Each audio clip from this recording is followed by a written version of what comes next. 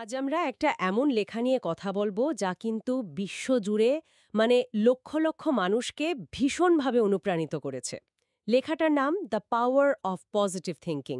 এটা মূলত আমাদের ভেতরের যে মানসিক শক্তি সেটাকে জাগিয়ে তোলার কথা বলে। দেখায় যে কিভাবে পজিটিভ চিন্তা বা ইতিবাচক ভাবনার মাধ্যমে জীবনের কঠিন চ্যালেঞ্জগুলো কিন্তু মোকাবেলা করা যেতে পারে। হ্যাঁ, খুবই বিখ্যাত একটা লেখা। আর এর প্রভাবও কিন্তু অনেক গভীর। ঠিক। আমাদের আজকের আলোচনাটা আমরা চেষ্টা করব এই বিখ্যাত লেখার কিছু মূল ধারণা আর এর যে ব্যবহারিক কৌশলগুলো আছে সেগুলোর একটু গভীরে যেতে।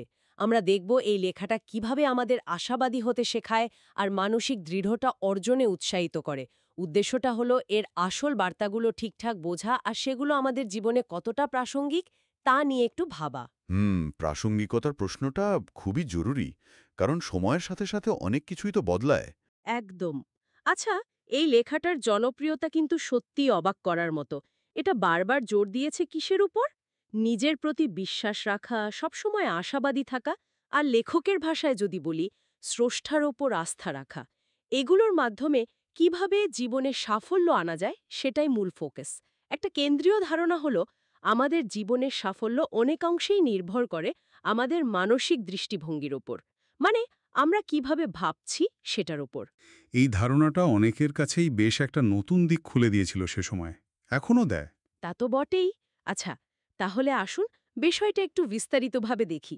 এই লেখায় ঠিক কোন কোন বিষয়গুলোর উপর বেশি জোর দেওয়া হয়েছে আর এই ধারণাগুলো আজকের দিনে দাঁড়িয়ে আমাদের জন্য কতটা কার্যকর হতে পারে।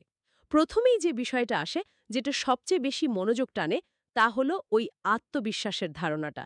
লেখাটার একেবারে কেন্দ্রবিন্দুতে কিন্তু এটাই আছে, নিজের ওপর বিশ্বাস রাখা। খুব সহজ করে বলা হয়েছে আত্মবিশ্বাসী সফলতার প্রথম ধাপ। খুব শক্তিশালী কথা। হ্যাঁ, এখানেই শেষ নয়, আরও একটা দারুণ কথা আছে। আপনি যদি মনে প্রাণে বিশ্বাস করেন যে আপনি পারবেন, তবে সাফল্যের অর্ধেক পথ আপনি ইতিমধ্যেই পার করে ফেলেছেন। শুনতে হয়তো খুব সাধারণ লাগছে, তাই না? কিন্তু এর ভেতরের শক্তিটা কিন্তু বিশাল। এই বিশ্বাসটাকে শুধু কথার কথা হিসেবে না দেখে একটা চালিকা শক্তি হিসেবে দেখানো হয়েছে এখানে। ঠিক তাই। আর এখানে লক্ষ্য করার মতো বিষয়টা হলো, এই বিশ্বাসকে কেন এত শক্তিশালী বলা হচ্ছে। লেখাটিতে ইতিবাচক চিন্তাকে শুধু মনের ইচ্ছা বা উইশফুল থিঙ্কিং হিসেবে দেখা হয়নি, বরং একে জীবনের সমস্যা সমাধানের একটা কার্যকর হাতিয়ার, একটা টুল হিসেবে দেখানো হয়েছে। হুম। উৎস থেকে যা বোঝা যায়, এই লেখায় এমন অনেক বাস্তব উদাহরণ, সত্যি ঘটনার গল্প আছে, যেগুলো দেখায় যে কিভাবে সাধারণ মানুষ গভীর হতাশা বা খুব খারাপ অবস্থা থেকে বেরিয়ে এসেছে, কিভাবে শুধু তাদের মানসিক দৃষ্টিভঙ্গিটা বদলানোর মাধ্যমে। আচ্ছা। এই গল্পগুলো, এই উদাহরণগুলো বিশ্বাসের শক্তিকে পাঠকের কাছে আরও জীবন্ত, আরও বিশ্বাসযোগ্য করে তোলে। নির্দিষ্ট উদাহরণগুলো হয়তো এই মুহূর্তে আমাদের হাতে নেই, কিন্তু এই পদ্ধতির কার্যকারিতা বোঝানোর জন্য সেগুলোর উল্লেখ খুবই প্রাসঙ্গিক। এটা শুধু বিশ্বাস করো বলা নয়, বরং বিশ্বাসটা কিভাবে কর্মে রূপান্তরিত হতে পারে সেটার একটা ইঙ্গিত দেয়। হ্যাঁ, আর এখানেই আলোচনাটা আরও ইন্টারেস্টিং হয়ে উঠছে। কারণ দেখুন, শুধু বিশ্বাস রাখতে বললেই তো আর আত্মবিশ্বাস চলে আসে না, তাই না? না, অবশ্যই না। তো এই মানসিকতাটা কিভাবে অর্জন করা যায় সেই বিষয়ে বেশ কিছু স্পষ্ট এবং ব্যবহারিক পরামর্শ দেওয়া হয়েছে লেখাটিতে। এগুলোকে এক ধরনের, বলতে পারেন, মানসিক ব্যায়ামও বলা চলে। আসুন সেরকম কয়েকটি কৌশল নিয়ে একটু কথা বলি। প্রথম এবং সম্ভবত সবচেয়ে পরিচিত যে কৌশলটা, সেটা হলো ইতিবাচক চিন্তার অভ্যাস করা। একটা খুব জোরালো কথা আছে এখানে, নেতিবাচক ভাবনা দুর্বলতা তৈরি করে আর ইতিবাচক ভাবনা শক্তি যোগায়। একেবারে। এর মানে হলো আমরা যা ভাবি সেটা আমাদের মানসিক এবং এমনকি শারীরিক শক্তিকেও সরাসরি প্রভাবিত করে। কৌশল হিসেবে বলা হয়েছে প্রতিদিন সচেতনভাবে ইতিবাচক বাক্য বা অ্যাফার্মেশন ব্যবহার করার কথা। যেমন ধরুন, দিনের শুরুতে নিজের সম্পর্কে ভালো কিছু ভাবা বা বলা, নিজের শক্তির দিকগুলো মনে করা। এটা অনেকটা মনের ভেতর একটা পজিটিভ ভাইব তৈরি করার মতো। এই ধারণাটা কিন্তু বেশ গুরুত্বপূর্ণ। এখানে শুধু ভালো ভালো কথা ভাবাই যথেষ্ট নয়, বরং নেতিবাচক চিন্তার যে প্যাটার্নটা সেটাকে অ্যাক্টিভলি, সক্রিয়ভাবে পাল্টে ফেলার কথা বলা হচ্ছে। ঠিক। যখন মনে কোনো ভয় বা সন্দেহ আসছে, তখন সচেতনভাবে সেটিকে একটা ইতিবাচক বা সমাধানমুখী চিন্তা দিয়ে রিপ্লেস করার অনুশীলন। উৎস থেকে বোঝা যায় লেখক মনে করেন এই অভ্যাসটা যদি নিয়মিত করা যায় তাহলে তা ধীরে ধীরে আমাদের স্বাভাবিক চিন্তার ধরনে পরিণত হতে পারে। ও আচ্ছা। এটা এক ধরনের বলতে পারেন মানসিক রিপ্রোগ্রামিং বা পুনর্গঠন প্রক্রিয়া। একদম। আচ্ছা, দ্বিতীয় যে কৌশলটার উপর খুব জোর দেওয়া হয়েছে সেটা হলো প্রার্থনা এবং আধ্যাত্মিকতার শক্তি। হুম, এটা একটা বড় অংশ জুড়ে আছে। হ্যাঁ, উৎসের ভাষ্যমতে লেখক মনে করেন প্রার্থনা মনের গভীরে শান্তি আর স্থিরতা এনে দেয়। কঠিন সময়ে বা যখন ধরুন কোনো সমস্যার সমাধান খুঁজে পাওয়া যাচ্ছে না, তখন প্রার্থনা মানুষকে একটা মানসিক বল দেয় আর সঠিক পথ খুঁজে পাওয়ার সাহস যোগায়। এটা অনেকটা নিজের ভেতরের শক্তির সাথে বা হয়তো এক বৃহত্তর শক্তির সাথে সংযোগ স্থাপন করার মতো, তাই না? হ্যাঁ, অনেকটা সেরকমই। তবে এই বিষয়টা নিয়ে উৎসে উল্লেখিত একটা গুরুত্বপূর্ণ দিক হল পাঠকের প্রতিক্রিয়া কিন্তু ভিন্ন হতে পারে। কি রকম? মানে কারো কারো কাছে এই আধ্যাত্মিক বা প্রার্থনার দিকটা হয়তো একটু বেশি ধর্মকেন্দ্রিক মনে হতে পারে। আবার অন্য অনেকের কাছে এই আধ্যাত্মিক সংযোগটাই হয়তো মানসিক শক্তির সবচেয়ে বড় উৎস। তা ঠিক। এখানে মূল বিষয়টা সম্ভবত ব্যক্তিগত বিশ্বাসের। লেখক যেভাবে বিষয়টা তুলে ধরেছেন তাতে মনে হয় তিনি বিশ্বাস করেন যে একটা উচ্চতর শক্তির ওপর নির্ভরতা মানুষকে ভয় আর অনিশ্চয়তা থেকে মুক্তি দিতে পারে। সেটা হতে পারে কোনো নির্দিষ্ট ধর্মীয় প্রার্থনা, হতে পারে ধ্যান, অথবা ধরুন প্রকৃতির বিশালতার মাঝে নিজেকে খুঁজে পাওয়ার চেষ্টা। যে পথেই হোক না কেন, মূল লক্ষ্যটা হলো মানসিক শান্তি অর্জন। খুব ভালো পয়েন্ট তুলেছেন। আচ্ছা, এরপর আসা যাক ভয়কে জয় করার প্রসঙ্গে। লেখাটিতে ভয়কে কিন্তু জীবনের সবচেয়ে বড় শত্রু হিসেবে বলা হয়েছে। হ্যাঁ, এটা একটা স্ট্রং স্টেটমেন্ট। সত্যি, ভয় আমাদের কেমন যেন অবশ করে দেয়, তাই না? নতুন কিছু করতে বাধা দেয়। এটা কাটানোর উপায় হিসেবে কয়েকটি জিনিসের কথা বলা হয়েছে। প্রথমত, আত্মবিশ্বাস বাড়ানো, যেটা নিয়ে আমরা আগেই কথা বললাম। দ্বিতীয়ত, ইতিবাচক চিন্তা করা, যা ভয়ের জন্ম দেওয়ার নেতিবাচক ভাবনাগুলোকে দূর করতে সাহায্য করে। আর তৃতীয় এবং সম্ভবত সবচেয়ে কার্যকর উপায় হল যে কাজটা নিয়ে ভয় লাগছে সেটার উপর মনোযোগ কেন্দ্রীভূত করা, মানে সরাসরি কাজে নেমে পড়া। অ্যাকশন নেওয়া। একদম। ভয় নিয়ে শুধু চিন্তা না করে কাজের মধ্যে ডুবে গেলে ভয়টা নাকি ধীরে ধীরে কমে আসে। এই কর্মমুখী দৃষ্টিভঙ্গিটা মানে অ্যাকশন ওরিয়েন্টেড অ্যাপ্রোচ, এটা খুব গুরুত্বপূর্ণ। ভয়কে শুধু মনের ভাবনা হিসেবে না দেখে একটা বাধা হিসেবে দেখা হচ্ছে এখানে, যা অতিক্রম করতে হবে। লেখক বোঝাতে চাইছেন যে অ্যাকশন বা কর্ম নিজেই ভয়ের একটা অ্যান্টিডোট বা প্রতিষেধক হিসেবে কাজ করতে পারে। যখন আমরা কাজ শুরু করি তখন আমাদের মনোযোগটা ভয়ের অনুভূতি থেকে সরে গিয়ে কাজের প্রক্রিয়ার দিকে চলে যায়। হ্যাঁ, মনটা অন্যদিকে চলে যায়। ঠিক। এতে ভয়ের যে তীব্রতা সেটা কমে আসে এবং ধীরে ধীরে আত্মবিশ্বাস বাড়ে যে হ্যাঁ, আমি পরিস্থিতিটা সামলাতে পারছি। এটা কিন্তু ভয়ের অনুভূতিকে অস্বীকার করা নয়, বরং তাকে পাশ কাটিয়ে এগিয়ে যাওয়ার একটা কৌশল। ঠিক। আচ্ছা, আর একটা জরুরি বিষয়ে যা নিয়ে কথা বলা হয়েছে তা হল দুশ্চিন্তা কমানো। আমাদের বেশিরভাগ মানসিক শক্তি কিন্তু নষ্ট হয় অপ্রয়োজনীয় দুশ্চিন্তা করে, তাই না? অবশ্যই। হয় অতীত নিয়ে আফসোস, নয়তো ভবিষ্যৎ নিয়ে ভয়। একদম। হয় অতীতের কোনো ভুলের জন্য আফসোস করি অথবা ভবিষ্যতের অজানা আশঙ্কা নিয়ে ভেবে চলি। উপদেশটা হলো এই দুই প্রান্ত থেকে মনকে সরিয়ে এনে বর্তমান মুহূর্তে, মানে এই মোমেন্টে পুরোপুরি মনোযোগ দেওয়া। বর্তমানে যে কাজটা করছি বা যে অবস্থায় আছি সেটার উপর ফোকাস করা।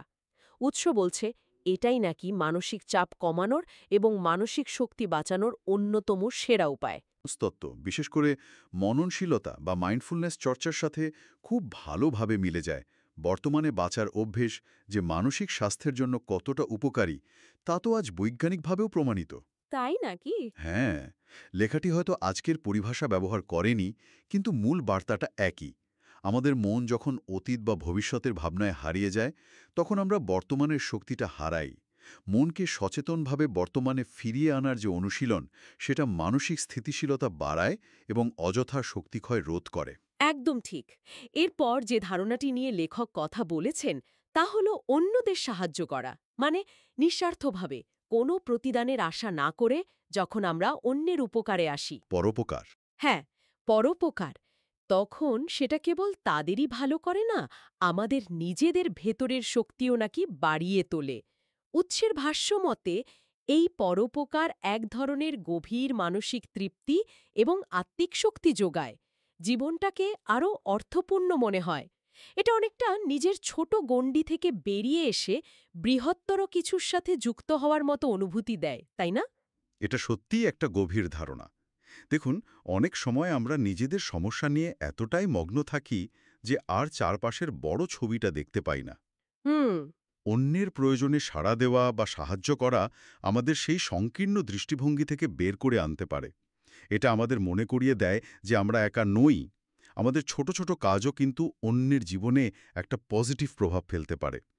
এই অনুভূতিটাই হয়তো ভেতরের শক্তি বাড়ায়, যা লেখক বলতে চেয়েছেন। এবং সবশেষে যে কৌশলটির কথা না বললেই নয়, তা হল সাফল্যের কল্পনা করা বা ভিজুয়ালাইজেশন। ও হ্যাঁ, এটাও খুব জনপ্রিয় একটা কনসেপ্ট। ঠিক। এর মানে হল আপনি জীবনে যা অর্জন করতে চান সেটার একটা পরিষ্কার এবং জীবন্ত ছবি নিজের মনের মধ্যে তৈরি করা। শুধু ছবিই নয়, সেই সাফল্য অর্জনের অনুভূতিটাও কল্পনা করা। একটা জনপ্রিয় কথা আছে না, যেটা এই ধারণার সাথে খুব যুক্ত: মনের কল্পনা প্রায়ই বাস্তবতাকে আকৃষ্ট করে। হ্যাঁ, ল অফ অ্যাট্রাকশনের মতো অনেকটা। অনেকটা তাই। উৎস অনুসারে এর পেছনে ধারণাটা হলো, আপনি যা হতে চান বা পেতে চান সেটা যদি মন থেকে গভীরভাবে বিশ্বাস করেন এবং প্রতিনিয়ত সেটার ছবি মনে স্পষ্ট রাখেন, তাহলে আপনার অবচেতন মন আপনাকে সেই লক্ষ্যের দিকে চালিত করবে এবং সেটা অর্জনের সম্ভাবনাও অনেক বেড়ে যাবে। এখানে যা লক্ষ্য করার মতো তা হলো এই সবগুলো কৌশল, যেমন ধরুন ইতিবাচক চিন্তা, প্রার্থনা, ভয় জয় করা, বর্তমানে মনোযোগ দেওয়া, অন্যদের সাহায্য করা, সাফল্যের কল্পনা করা, এগুলো হয়তো শুনতে খুব সরল মনে হতে পারে, তাই না? হ্যাঁ, খুবই সরল।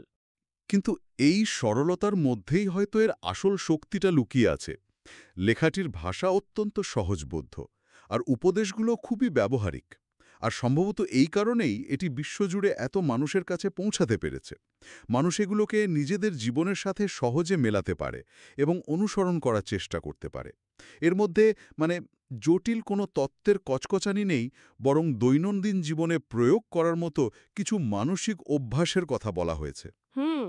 যদি আমরা এটিকে একটু বৃহত্তর প্রেক্ষাপটে দেখি, মানে ব্রডার পিকচারে, তাহলে এই কৌশলগুলো কিন্তু ব্যক্তিগত উন্নয়নমূলক সাহিত্য বা সেলফ হেল্প লিটারেচারের বেশ কিছু মৌলিক স্তম্ভের ওপর দাঁড়িয়ে আছে। যেমন আত্মবিশ্বাস বৃদ্ধি, আশাবাদী দৃষ্টিভঙ্গি তৈরি করা, লক্ষ্য নির্ধারণ এবং মানসিক বাধা অতিক্রম করা, এগুলো সবই তো এই ধারার প্রধান আলোচ্য বিষয়।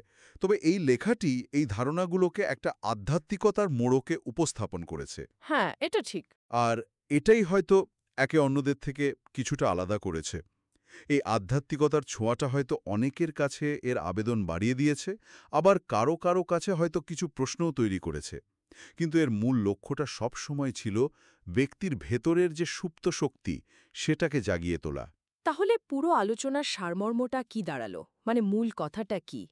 লেখাটির আসল উদ্দেশ্য হল মানুষকে এটা দেখানো যে তাদের পরিস্থিতি যাই হোক না কেন, তাদের মানসিক দৃষ্টিভঙ্গিটা যদি তারা বদলাতে পারে, তাহলে তারা নিজেদের জীবনকে উন্নত করতে পারে। হতাশা, ভয়, দুশ্চিন্তা এগুলো কাটিয়ে উঠে আত্মবিশ্বাস তৈরি করা এবং জীবনে একটা ইতিবাচক পরিবর্তন আনা, এটাই এর কেন্দ্রীয় বার্তা, তাই না? একদম। উৎসে যেমন উল্লেখ করা হয়েছে, এই লেখাটিকে ব্যক্তিগত উন্নয়নমূলক সাহিত্যের জগতে একটা অনন্য সৃষ্টি হিসেবে গণ্য করা হয়। সম্ভবত এর কারণ হল এর সরলতা, এর আশাবাদী সুর এবং ওই আধ্যাত্মিকতার স্পর্শটা, যা একসঙ্গে মিলেমিশে একটা শক্তিশালী বার্তা তৈরি করেছে। সংক্ষেপে যদি আমরা মূল কৌশলগুলো আবার একটু মনে করি: নিজের ক্ষমতার ওপর গভীর বিশ্বাস রাখা, নেতিবাচক চিন্তার যে চক্র সেটা ভেঙে ইতিবাচক ভাবনার অনুশীলন করা, প্রার্থনা বা অন্য কোনো আধ্যাত্মিক চর্চার মাধ্যমে মানসিক শান্তি আর শক্তি খোঁজা। ভয়কে এড়িয়ে না গিয়ে তার মুখোমুখি হওয়া এবং কাজের মাধ্যমে তাকে জয় করা।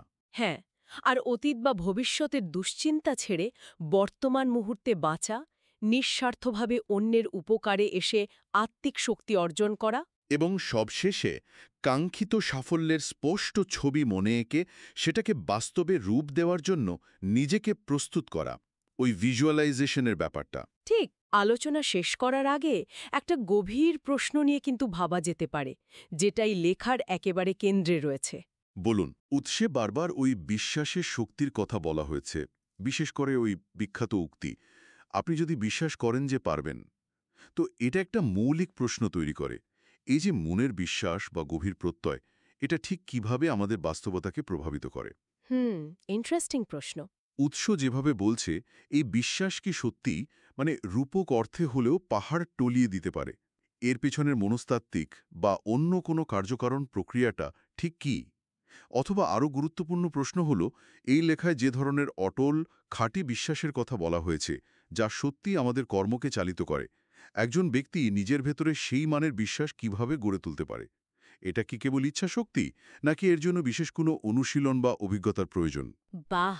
এই বিষয়গুলো নিয়ে হয়তো আরও গভীর অনুসন্ধান বা ব্যক্তিগত চিন্তাভাবনার অবকাশ কিন্তু থেকেই যায়। সত্যিই খুব চিন্তার খোরাক জোগাল প্রশ্নটা।